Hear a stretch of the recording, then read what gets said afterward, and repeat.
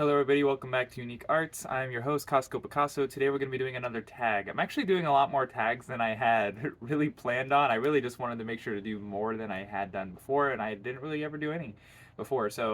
And I've already done a couple, and I guess I'm going to keep rolling with it a bit. Why not? I don't dislike them. I guess you could say I enjoy them to a degree at least. But today I was not tagged, as is tradition. I have not been tagged by a single person ever, I don't think, in a tag. I'm not super involved with lots of other booktubers. In fact, the one today that I'm doing, I saw from Amanda over at Strange Mentality Paper. I'll leave a link to her video that she did for this. Actually realized I wasn't even subscribed to her, but I know her through my brother's Discord, and I watched a couple of her videos here or there that she shares through there. But I'm subscribed to her now, so there's that. Sorry about that, Amanda, if you were watching this. But today is the Olympics book tag. The Olympics actually just finished. Um, it was fun. I love watching the Olympics. Growing up watching the Olympics, quite acquainted with that. I played soccer when I was younger. I haven't played a sport in quite some time, but I like sports a lot. I like watching sports. Baseball, rugby are probably my two biggest ones, but I like hockey and I like a lot of esports. In fact, I got up at 1 a.m. last night, that time of recording this, so I could watch my Valorant team play. They're playing over in Champions right now in Korea, in Seoul. So I do like sports. I do like a lot of esports and stuff like that, although this channel is not dedicated to that. But regardless, there's a lot of questions. I'm going to try to go through these pretty quickly and not spend a lot of time on each one. So, opening ceremony, a book you loved from the first page. I would probably say Huckleberry Finn. I really like Huckleberry Finn. I remember I've read it a couple of times. I read it first time when I was young, but I love Huckleberry Finn. I love it. Like, I love from the get go. I think Huck Finn's one of the best characters uh, in literature, especially American literature. But regardless, Trampoline, a childhood favorite. Generally speaking, I would just say the Magic Treehouse series, not one in particular. I remember really liking these when I was a kid, and I've read them a little bit, a few of them to my kids now, but there's not like a particular one that I have in mind. And then Soccer, a book that took you around the world. Uh, I'm not exactly sure. I haven't read a lot of books that go to a lot of different places throughout the world.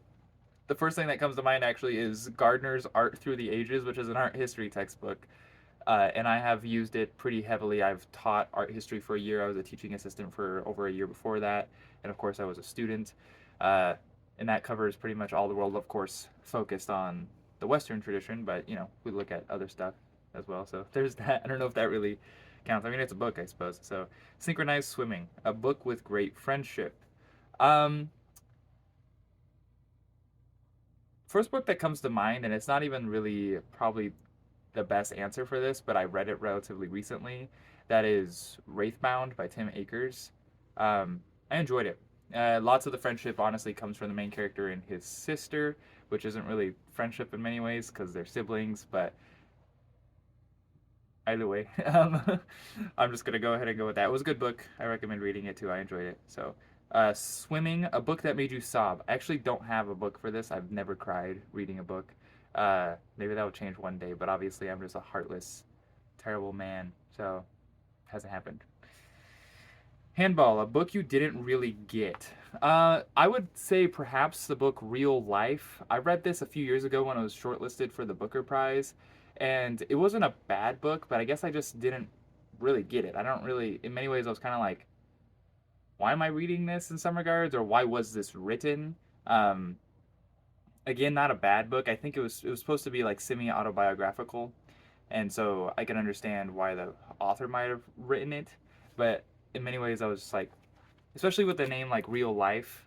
I guess if we're just doing it based off semi autobiographical stuff, that could be a name given to a lot of books. And it wasn't particularly profound. It was about a guy who's in grad school, which I've never. I mean, I am in grad school, but it's online. I don't know. I thought maybe I could relate to it in some regard, in that, at least with schooling. I don't know. It wasn't bad. Just I guess I didn't really get it in many ways. And then Gymnastics, a book with a lot of plot twists. I haven't. I don't. Nothing comes to mind immediately. I think of mysteries like murder mysteries, and so I just finished a murder mystery called The Strings of Murder. I read it because my wife read it. My wife's read the first four books, and I just finished the first one. She's reading them much faster than me. Uh, but it didn't have a lot of plot twists, and it was quite predictable. But I still enjoyed it. I'm reading the second one now. I only just started it really, but I guess I can go with that one. It was by Oscar de Muriel, and it wasn't bad.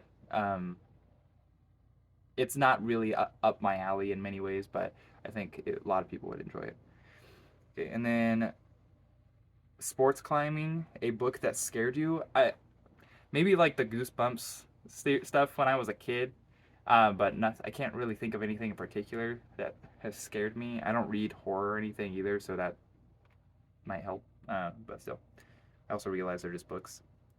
Okay, and then cycling, favorite road trip book. So actually, the first book that comes to mind that I read over several road trips down to Utah when I lived in Idaho was Arcanum Unbounded by Brandon Sanderson, and so it's been a few years now, and I've obviously been on other road trips since then. So I don't know, but I don't really have. That wasn't it. Just somehow became my designated road trip book, and I would read one of the little novellas or short stories within it on one road trip, and then I would read another one on the way back or something like that. But oh well. And it's not bad, of course. I haven't read Sanderson very frequently in a while now. Uh, okay, then Taekwondo, a book rich in culture. I would say Witchy Eye. Witchy Eye is definitely the first book that comes to mind. It all takes place in America, but there's all these different. It's not the melting pot of America in many ways. This is like the fruit bowl or the fruit basket of America because there's all these different flavors, but they're definitely separate and distinct. You get lots of you get African cultures, but then like Spaniard, you get Irish, the Germans, the Dutch, lots of native tribe stuff, and interesting, very interesting. DJ Butler is a very good writer, and I enjoyed Witchy Eye, although it wasn't the soft trilogy. Witchy Eye's book one wasn't as didn't end up liking the whole thing as much as I had hoped, but I really did enjoy Witchy Eye. Okay, and then Triathlon, book with a good love triangle. So, first thing that comes to mind is Tristan and Isolde. I just did a video on this just a few weeks ago, really. It's not the traditional love triangle, I suppose, but it is a love triangle. They all have love for each other, and it's Isolde, Tristan, and then King Mark. And King Mark does actually love Isolde in like a lover's way, I suppose, but uh, he has very like kind of a fatherly love, a strong platonic love for Tristan as well, and Tristan does for him. So that still qualifies as a love triangle, right? But either way, Tristan and Isolde, obviously a classic, pretty easy read. Highly recommend reading that.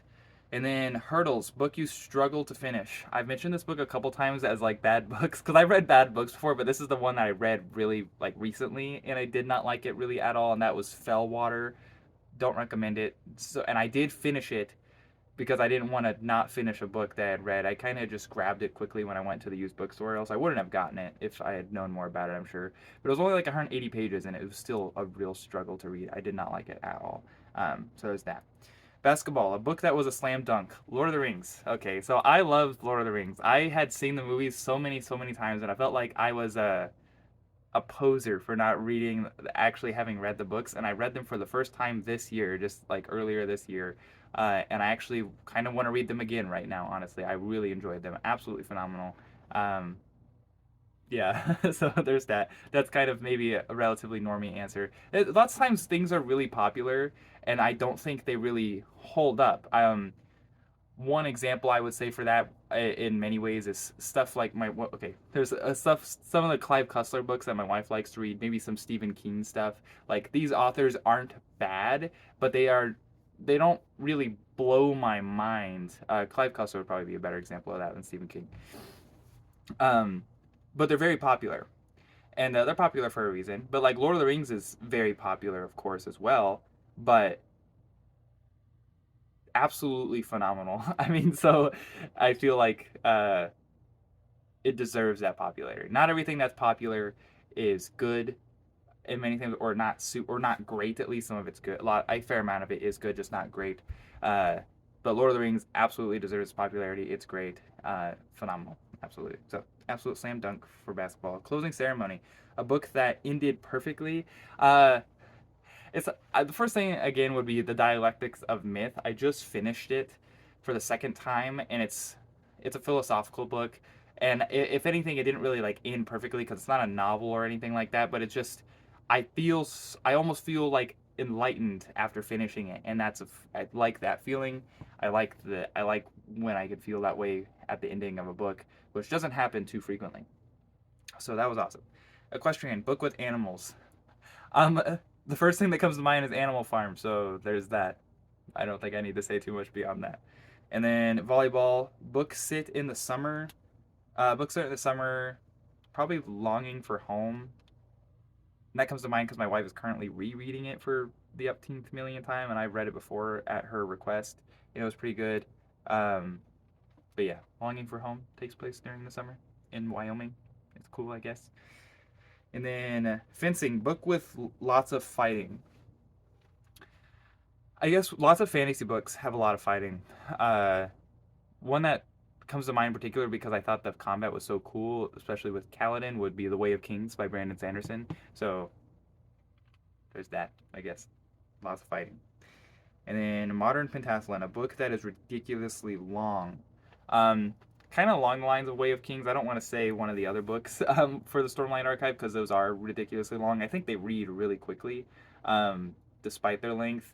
And the book I'm going to say actually does read relatively quickly as well. Perhaps not as quickly as Stormlight Archive, but that's Anna Karenina uh, by Leo Tolstoy. I've not read War and Peace. I know it's a couple hundred pages longer than Anna Karenina, but Anna Karenina is a good 800 plus pages long or something like that, and it's pretty good. I'd recommend reading it, I suppose. So, and then diving, book that is really deep.